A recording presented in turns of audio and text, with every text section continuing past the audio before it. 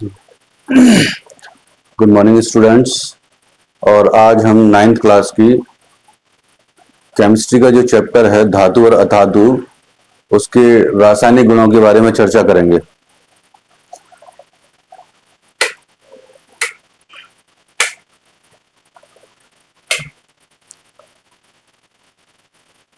तो धातु और अधातुओं के जो गुण थे पहले वाले सेक्शन में हमने कंप्लीट किए थे। अब धातुओं में कौन कौन सी प्रॉपर्टी है, रासायनिक प्रॉपर्टी, वो हमको पढ़ना है। तो सबसे पहले तो प्रॉपर्टी है कि धातुओं की बाहरी जो कक्षा होती है उसमें इलेक्ट्रॉन की संख्या अधिक होती है और अधातुओं की जो बाहरी कक्षा होती है उसमें इलेक्ट्रॉनों की संख्या जो है वो ज्यादा होती है। तो इस वजह से बाहरी कक्षा में इलेक्ट्रॉनों की संख्या ज्यादा होने की वजह से जो धातुएं हैं वो उस बाहरी कक्षा के इलेक्ट्रॉन को त्यागने की प्रवृत्ति रखती है और इस वजह से ये जो इलेक्ट्रॉन्स हैं जब बाहरी कक्षा से बाहर निकल जाते हैं तो धातु को धनायन दे के जाते हैं, यानी पॉजिटिव चार्ज धातु गेन कर लेती है। तो देखिए, पहले तो मैं आपको बता दूं कि किस तरह से इसका इलेक्ट्रॉनिक कॉन्फ़िगरेशन या फिर इलेक्ट्रॉनिक विन्यास जो है वो करते हैं। सोडियम 11 है, 11 इसका परमाणु क्रमांक है और इसको जब आप इसका इलेक्ट्रॉनिक कॉन्फ़िगरेशन करेंगे तो ये लिखा जाएगा 281। पहली कक्षा में 2 इलेक्ट्रॉन होते हैं, दूसरी में 8 होते हैं, फिर तीसरी में आपके 18 हो सकते हैं मैक्सिमम। पर यहाँ पर क्योंकि इलेक्ट्रॉनों की संख्या सिर्फ 11 है तो 2, 8 और 1, तो ये बाहरी कक्षा का जो इलेक्ट्रॉन है बच्चों वो कौन सा होगा? 1 इलेक्ट्रॉन होगा। बात क्लियर हो गई। इसी तरह से दूसरे एलिमेंट की बात करें, पोटेशियम की। पोटेशियम की जो इलेक्ट्रॉनों की संख्या होती है पोटेशियम के अंदर वो दिखाई दे रही है, वो कितनी है? 19 है। और इसको जब आप सॉल्व करेंगे तो 2881, तो इसकी बाहरी कक्षा में कितने इलेक्ट्रॉन है? 1 इलेक्ट्रॉन है।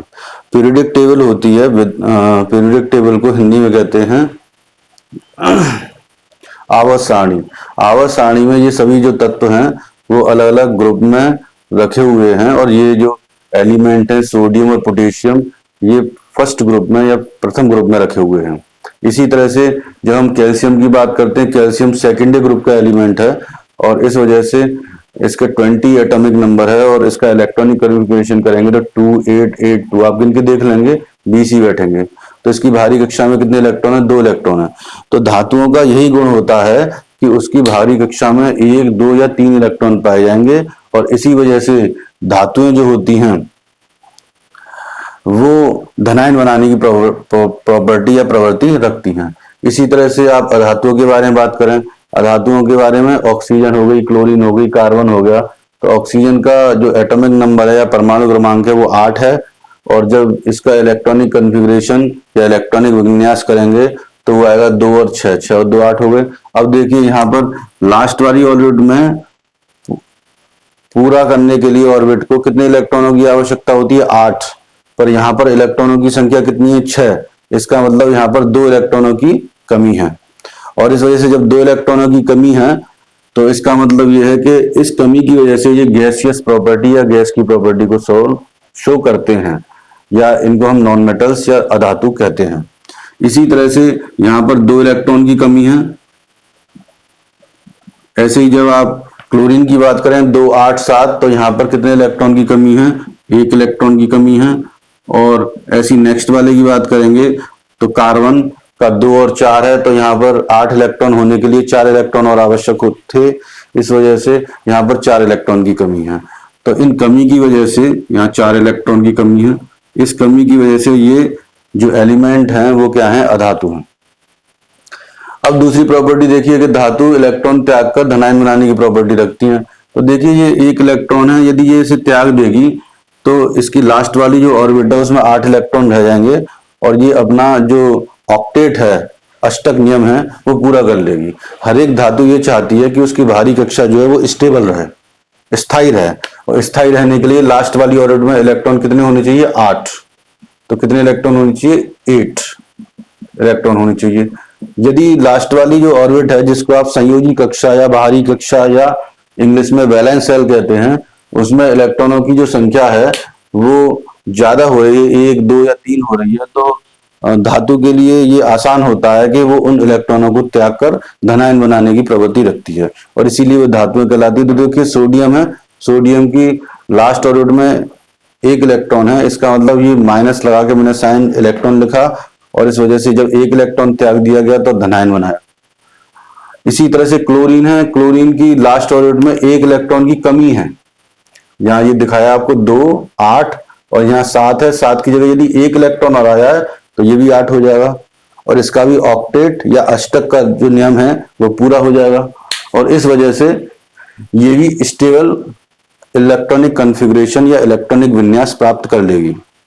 इसीलिए जो अधातुएं होती हैं इलेक्ट्रॉन को ग्रहण करके ऋण आयन बनाती हैं, जिसे नेगेटिव आयन कहते हैं। तो Cl प्लस E करेंगे तो क्या आ जाएगा, Cl नेगेटिव। मैंने बताया है कि जो धातुएं इलेक्ट्रॉन को त्यागती हैं जो वो धनायन बनाती हैं और जो तत्व इलेक्ट्रॉन को ग्रहण करते हैं वो ऋणायन बनाते हैं और वो अधातुएं कहलाती हैं। ठीक है, यहां तक बात क्लियर हो गई। फिर इसके बाद नेक्स्ट प्रॉपर्टी देखिए, बोर्ड पर लिखी हुई है, पढ़िए उसे। तीसरी प्रॉपर्टी, और ये तीसरी प्रॉपर्टी है धातुओं के ऑक्साइड क्षारीय होते हैं। बहुत इंपॉर्टेंट टॉपिक है ये वाला जो मैं बता रहा हूं कि धातुओं के ऑक्साइड क्षारीय होते हैं और जबकि अधातुओं के ऑक्साइड कैसे होते हैं, हमारे अम्लीय होते हैं, उदासीन नहीं अम्लीय होते हैं। ये अम्लीय होते हैं।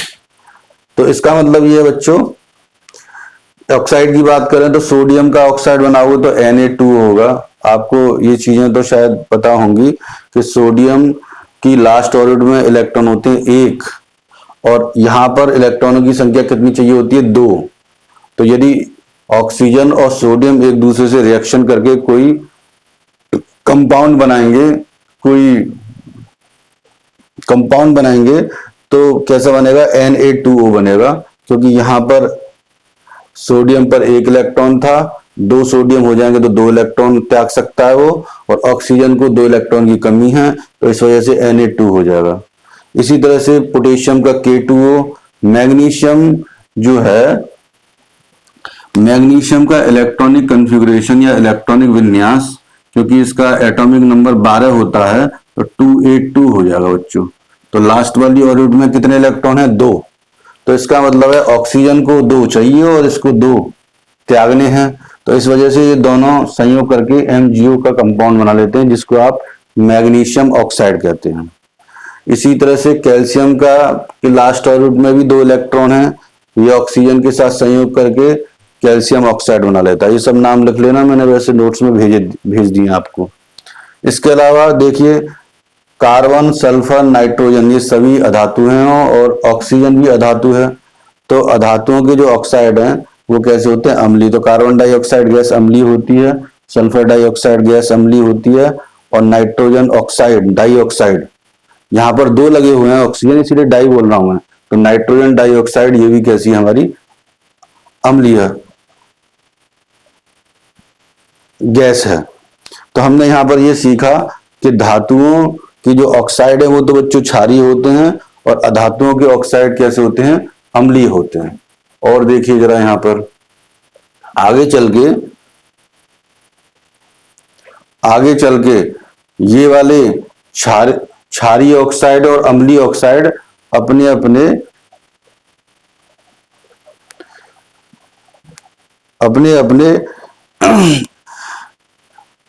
अम्लीय ऑक्साइड तो एसिड बना लेंगे और वो बना लेते हैं हमारे बेस। एसिड का मतलब हो गया अम्ल और बेस का मतलब हो गया क्षार। तो देखो कार्बन डाइऑक्साइड क्या बनाता है, H2CO3, जिसको कहते हैं कार्बोनिक अम्ल। मैंने कॉपी पे हिंदी में लिखा, मैं यहाँ पे इंग्लिश में लिखूंगा कार्बोनिक एसिड। इंग्लिश सीखना बहुत जरूरी है, कार्बोनिक एसिड। इसी तरह से आपका बच्चों सल्फर डाइऑक्साइड जो है वो अम्ल बनाता है, जिसको आप H2SO4 कहते हो और बोलते हो सल्फ्यूरिक एसिड, और हिंदी में लिखते हैं सल्फ्यूरिक अम्ल, ये लिखते हैं। इसके अलावा NO2 नाइट्रोजन डाइऑक्साइड बनाता है HNO3, इसको बोलते हैं नाइट्रिक एसिड, हिंदी में नाइट्रिक एसिड ये बोलते हैं। तो इस तरह से ये अपने संयुग्मी अम्ल बना लेते हैं, ये जो अम्लीय ऑक्साइड जो थे। और ये अम्ल क्यों बनाएंगे? हाइड्रोजन और ऑक्सीजन के साथ फर्दर रिएक्शन करके और ये अम्ल बना लेते हैं। अब अगला लास्ट बात आ जाइए, फोर्थ पॉइंट। और फोर्थ पॉइंट है, ज्यादा सक्रिय धातु कम सक्रिय धातु को उसके लवण के विलयन से विस्थापित कर देती है। मोस्ट रिएक्टिव एलिमेंट जो है वो लेस रिएक्टिव एलिमेंट को उसके साल्ट के सॉल्यूशन से डिस्प्लेस कर देता है ना। और ऐसी जो अभिक्रिया है उसको कहते हैं हम प्रतिस्थापन अभिक्रिया, जिसमें कि विस्थापन हो रहा है। जैसे हमने तो हिंदी में लिखा है नोट्स में कि मेटल धातु ए है और साल्ट का सॉल्यूशन यानी कि लवण का विलयन बी है, बी धातु का है, बी धातु का लवण का विलयन और ए धातु का साल्ट, वो ए धातु है आपकी। तो जब दोनों रिएक्शन करेंगे तो जो साल्ट का सॉल्यूशन है वो किसका हो जाएगा? ए का हो जाएगा। और जो बी धातु थी जो कम रिएक्टिव थी, कम क्रियाशील थी, वो धातु अलग हो जाती है। ठीक है, बात क्लियर हो रही है। और ऐसी अभिक्रियाओं को हम कैसी अभिक्रिया कहते हैं? प्रतिस्थापन अभिक्रिया बोलते हैं, कि जहां पर larger reactive metal have tendency to displace the element which have their salt solution have less reactivity। तो उसके पढ़ने से पहले बच्चों ये हम पहले एक विद्युत रासायनिक श्रेणी जो मैंने साइड में लिखी हुई है उसको याद करेंगे। इनके जो तत्व हैं, एक तो इसको कहते हैं हम पोटेशियम, इसको सोडियम, इसको कैल्शियम, इसको मैग्नीशियम, इसको एल्यूमिनियम, इसको जिंक, इसको फेरस मतलब आयरन, पीवी को लेड, सीयू को कॉपर, एचजी को मरकरी, पारा जिसको बोलते हैं, एजी को इंग्लिश में बोलते हैं अर्जेंटीनियम, और वैसे बोला जाता है सिल्वर, और ये एयू को बोलते हैं औरम, और वैसे साधारण भाषा में बोला जाता है सोना, जिसको आप गोल्ड कहते हैं। एक बात और रह गई पिछले वाले टॉपिक में, भी जो तीसरा पॉइंट मैंने आपको बताया कि ये हमेशा जरूरी नहीं है कि धातुओं के और अधातुओं के जो ऑक्साइड हैं वो अम्ल, क्षार और अम्ल हमेशा बनाएं, है ना, ये जरूरी नहीं है। कुछ ऐसी भी धातुएं हैं जो उदासीन ऑक्साइड बनाती हैं, ना तो वो अम्लीय होते हैं ना क्षारीय होते हैं, और उसका एग्जाम्पल है एल्यूमिनियम। एल्यूमिनियम ऑक्सीजन के साथ रिएक्शन करके बनाती है Al2O3, और ये कैसा ऑक्साइड है? उदासीन। इसको बोलते हैं aluminium oxide, ALUMINIUM, aluminium oxide ये बोला जाता है। ये तो इनकी वैलेंसी पर या संयोजकता पर डिपेंड करता है। यहाँ पर इस पे है 3 इलेक्ट्रॉन बच्चों, इस पे है -2, इसको 2 की कमी है, -2 बता रहा है 2 की कमी, और +3 बताता है 3 की अधिकता। अब एक दूसरे के साथ ये रिएक्शन तभी करेंगे जब इनके ऊपर वाले जो इलेक्ट्रॉन की संख्या है वो बराबर हो जाएगी। तो देखिए यहाँ पर यदि मैं एल्यूमिनियम के 2 तत्व लगा दूं तो 3 दूनी कितने हो जाएंगे? 6 प्लस के, और यहां पर ऑक्सीजन के 3 लगा दूं तो -2 गुणा 3 कितने हो जाएगा? -6। तो 6 में से 6 जाएगा तो कितना बचेगा? 0। और इसीलिए कोई भी जो कंपाउंड होता है, कोई भी हमारा 2 तत्वों को मिलने के बाद में जो चीज बनती है जिसको आप कंपाउंड कहते हो, यौगिक, वो हमेशा विद्युत उदासीन होता है। इसीलिए मैंने इस पर 0 चार्ज दिखाया है ना, 0 चार्ज इसीलिए दिखाया है। तो हमने बताया इसको याद करने का तरीका, इसमें लिखा है कैटरीना ने कार मांगी, ऑल्टो जैन फरारी, के फॉर कैटरीना, NA फॉर ने, CA फॉर कैल्शियम का मतलब कार, है ना, इसका मतलब क्या है? कैल्शियम। नाम लिख देता हूं, कैल्शियम। तो पहला वर्ड उठा लिया है। याद करने का तरीका, ये मैग्नीशियम,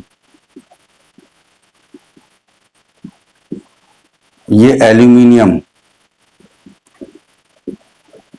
ये सब आपको लिखना है कॉपी पे। ये जिंक, ये फेरस, फेरस को कहते हैं लोहा, फेरस, और बोलते हैं लोहा। पीवी को कहते हैं लेड, सीयू को कहते हैं कॉपर, एचजी को कहते हैं हम मरकरी, मरकरी, और मां से लगा दिया मिली। एजी को कहते हैं हम अर्जेंटीनियम, नॉर्मली सिल्वर बोला जाता है तो इसलिए सिल्वर। एयू को औरम कहते हैं तो औरम बोलते हैं, इसीलिए ओ का यूज करके ऑडी बना दिया है। तो कैटरीना ने कार मांगी ऑल्टो, जैन, फरारी, फिर भी क्यों मिली सिल्वर ऑडी।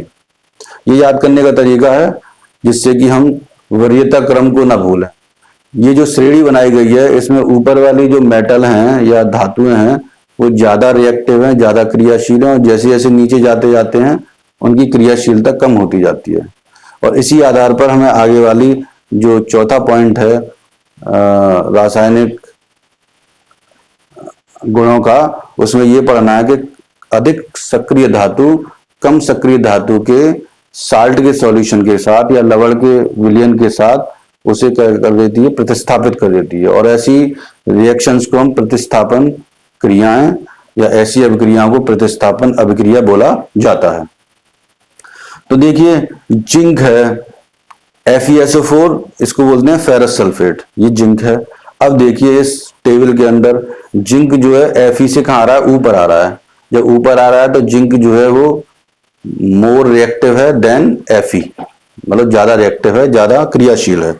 तो इसी वजह से जब ज्यादा क्रियाशील है बच्चों तो जिंक जो है FeSO4 में से Fe को तो बाहर निकाल देगा और SO4 से रिएक्शन कर लेगा खुद। जिंक का SO4 के साथ में कॉम्बिनेशन हो जाएगा और बनेगा जिंक सल्फेट, है ना।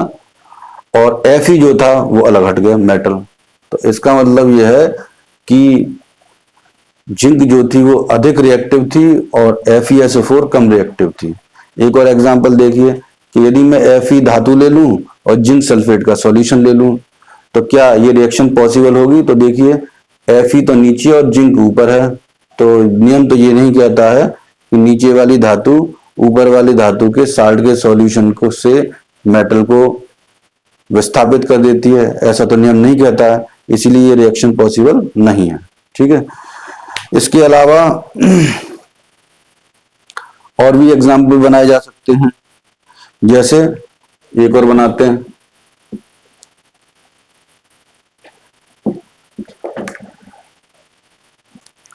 जैसे मान लीजिए एक तो कॉपर सल्फेट का सॉल्यूशन ले लीजिए और धातु ले लीजिए आप एल्यूमिनियम। तो एक एल्यूमिनियम ले लिया और एक CuSO4 ले लिया। अब रिएक्शन कराओ, या फिर इसके दो एटम लेने पड़ेंगे तो 2Al तो एल्यूमिनियम जो है आप देख रहे हैं कॉपर सल्फेट से, कॉपर से ऊपर है, इस वजह से ज्यादा क्रियाशील है, इसीलिए एल्यूमिनियम सल्फेट के साथ रिएक्शन करके Al2SO4 बना लेता है और ये कॉपर बन जाता है। एक और रिएक्शन देख लीजिए, एक कैल्शियम की रिएक्शन करा देता हूं CuSO4 से। तो कैल्शियम क्योंकि ऊपर है तो कैल्शियम SO4 से रिएक्शन करके CaSO4 बना लेगा और ये कॉपर बना। इसको कहते हैं हम कैल्शियम सल्फेट, कैल्शियम सल्फेट। ये अभी टॉपिक आगे फर्दर चलता रहेगा, अभी बहुत और भी इसमें एग्जांपल्स बताने हैं। तो हम यहाँ पर देख रहे हैं कि अधिक क्रियाशील धातु कम क्रियाशील धातु को उसके लवण के विलयन से विस्थापित कर देती है। और इसको याद करने का तरीका विद्युत रासायनिक श्रेणी है, इससे हम क्वेश्चन सॉल्व करेंगे। और याद करने के लिए मैंने आपको स्लोगन बना के दे दिया है ना। एक स्लोगन से आप इसको याद कर सकते हैं। अब जब हम आगे चर्चा करेंगे तो बताएंगे कि सोडियम और पोटेशियम, पोटेशियम ऊपर वाला है, सोडियम नीचे वाला है, ये इतनी रिएक्टिव हैं, इतना क्रियाशील हैं कि ये ठंडे जल से भी क्रिया कर लेती है। ठंडे जल में के कांटेक्ट में आने पर भी ये ठंडे जल से क्रिया कर लेती हैं और आग पैदा कर देती हैं। आग लग जाती है। तो हमेशा सोडियम को, अच्छा एक और खास बात क्या है कि सोडियम और पोटेशियम जो धातुएं हैं वो मुलायम है, उन्हें आप जो है चाकू से काट सकते हो। इसीलिए सोडियम और पोटेशियम को कभी भी लैब के अंदर रखा जाता है, सोडियम को तो मिट्टी के तेल के अंदर रखते हैं, क्योंकि ये आग से और पानी से बहुत तेजी से क्रिया कर लेता है और आग लग जाती है। इसका कैल्शियम और मैग्नीशियम, कैल्शियम जो है साधारण जल से क्रिया करता है, इतना रिएक्टिव नहीं है, पर मैग्नीशियम जो है वो कंपैरेटिवली जो है कम रिएक्टिव है। इस वजह से जब इसकी जल के साथ क्रिया कराई जाती है, वाटर के साथ क्रिया कराई जाती है, तो पानी को गर्म करना पड़ता है। ठीक है, तो हमने देखा यहाँ पर इन चारों मेटल्स के बारे में, आगे चल के इसकी रिएक्शन भी लिखवाएंगे। इस वाली बात को आप अपनी कॉपी पे लिखेंगे। And that's all for the day. Thank you.